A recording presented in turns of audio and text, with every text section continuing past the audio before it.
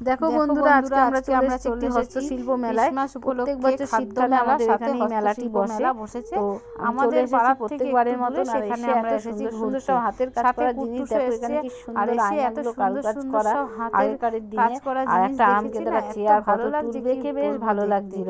আর পরিবেশটা এত সুন্দর হয়েছিল, ঠান্ডা বলে এই নয় যে সবাই ঘরে রয়েছে, সবাই কিন্তু মেলায় উপভোগ করছে। প্রচুর ভিড় ছিল।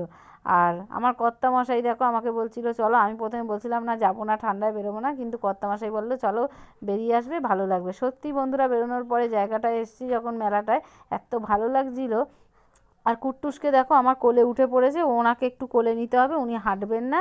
আর কি বলি, উনি কোলে করেই যাবেন, তাই একটু কোলে নিয়েছি। এই দেখো ব্যাগের ডিজাইনগুলো কি খুব সুন্দর ছিল। ওখান থেকে আমি একটা ব্যাগ নিয়েছি, আমার ভালো লেগেছে। আর তোমাদের ওখানে কোথাও এরকম শীতকালে মেলা বসে কিনা অবশ্যই কমেন্ট করে জানিও। আর ভিডিওটি যদি তোমাদের ভালো লাগে অবশ্যই সাবস্ক্রাইব করো, লাইক করো, আর কমেন্ট করতে কিন্তু ভুলো না। আর হ্যাঁ, শেয়ার করে দিও। আর সবাই খুব ভালো থেকো, সুস্থ থেকো।